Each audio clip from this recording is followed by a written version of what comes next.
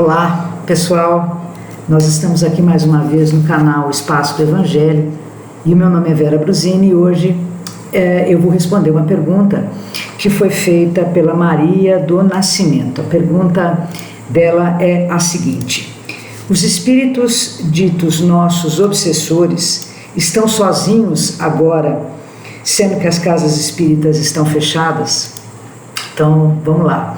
Para quem está assistindo este módulo e tem dúvidas do que é um espírito obsessor, seria interessante a gente explicar que esses espíritos vivem imersos em correntes energéticas e emocionais de ódio, raiva, egoísmo, amor não correspondido, entre outras emoções.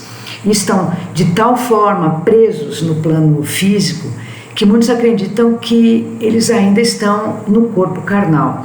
Assim, eles vivem próximos das pessoas com as quais um dia conviveram, afastando-se dos planos espirituais mais elevados e assim, consequentemente, atrasando a sua reencarnação. Outra observação que eu gostaria de fazer de forma preliminar é que, pensando exatamente na questão que a Maria levanta, se os espíritos obsessores estariam ou não nos centros espíritas, permita-me apenas explicar uma coisa ou relembrá-los. Nem todos os espíritos estão evoluídos de forma a se deslocarem de um lugar para o outro. Às vezes, eles precisam da ajuda de outros amigos espirituais para fazerem esse movimento de irem de um lugar para outro. Talvez com essa informação você pode imaginar que existam espíritos ainda em fase de aprendizado que estejam sim dentro dos centros espíritas, mas se a gente entende na misericórdia, a gente entende que a misericórdia divina vai obviamente trazê-los para a luz, esses grupos de socorristas que estes centros espíritas têm, obviamente vão cuidar deles com muito amor e muito carinho, não é?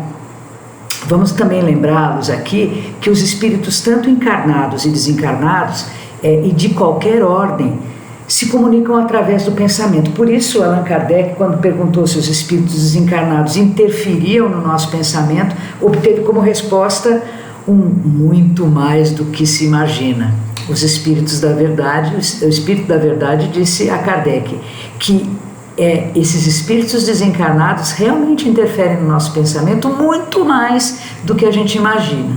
Então, Maria, respondendo diretamente à sua pergunta, é possível que com o fechamento físico das casas espíritas por razões sanitárias e nos preservando do contágio da Covid-19, esses espíritos obsessores aos quais você se refere procurem encarnados para essa influenciação. Como ainda estão presos às vibrações mais baixas do mundo espiritual, eles realizam ações que visam prejudicar os vivos e atrapalhar ao máximo a vida e a evolução espiritual das suas vítimas encarnadas. No entanto, como as casas espíritas estão vazias ou quase vazias, talvez com funcionários administrativos ou de manutenção ou poucos trabalhos de assistência, a gente pode imaginar que eles, de alguma forma, podem estar procurando uma abertura em nós, uma pequena brecha em nós. Lembre-se, a gente se comunica através do pensamento, né? Eles talvez estejam se conectando com nós, estimulando reações negativas, semeando discórdia e ódio e nos trazendo muitos pensamentos pessimistas. E eu trago a lembrança de todos aqui o trecho do Evangelho de Mateus, capítulo 26, versículos 40 e 41. Vigiai e orai, para que não entreis em tentação. O espírito, na verdade, está pronto, mas a carne é fraca. Não vamos nos esquecer do recurso da prece para buscarmos uma sintonia mais próxima com Deus e a força necessária para vencer esses pensamentos nefastos, tristes, que porventura estes irmãos obsessores estejam nos trazendo. Vamos lembrar esses irmãos com muita compaixão, porque talvez falte a eles o entendimento do porquê eles estão sentindo essas emoções.